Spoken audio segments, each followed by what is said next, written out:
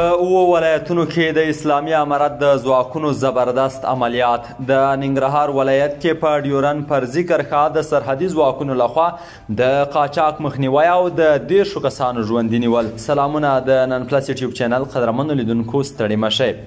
ننګرهار کې لسګونه کیلوګرامه نشهیي توکي کشف او ترلاسه شوي. د ننګرهار په سپین غر ولسوالۍ کې 96 کیلوګرامه نشهیي توکي کشف او ترلاسه شوي او په تړاو یې 10 کسان هم نیول شوي دي.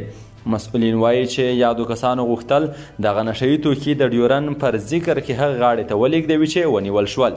په ختیځ کې د 201 خالد بن ولید قلوردو ویان مولوي وحید الله محمدي وویل تیره شپه د سرحدي ځواکونو له لوري د ننګرهار د سپین غر ولسوالۍ په مومندتنګي سیمه کې د نشهیي توکو د قاچاق په تړاو 10 کسان نیول شوي دي. دی وایي له یادو کسانو 80 کلچې خام چرس چې وزن یې 96 کیلو ګرامه کیږي ترلاسه شوي دي.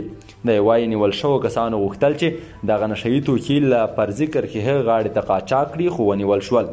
2 ورځې مخکې هم د ننګرهار دور بابا ولسوالۍ کې 6 کسان له نشهیي توکو سره نیول شوي وو چې غوښتل یې پاکستان ته یې قاچاق کړي. بلخوا د اسلامي امارت حکومت وایي په تیرو 24 ساعتونو کې د بېلابېلو جرمونو په تړاو 10 کسان نیول شوي دي. د اسلامي امارت د کورنیو چارو وزارت وایي په تیرو 24 ساعتونو کې د هیواد په 7 ولایتونو کې د بېلابېلو عملیاتو په نتیجه کې د بېلابېلو جرمونو په تړاو 10 کسان نیول شوي دي. دغه وزارت ویلي چې یاد شمېر کسان د غلا، اخلاقي فساد او نورو جرمونو په تړاو له تخار، زابل، سمنګان، بلخ، کندوز، ننګرهار او هرات ولایتونو نیول شوي دي.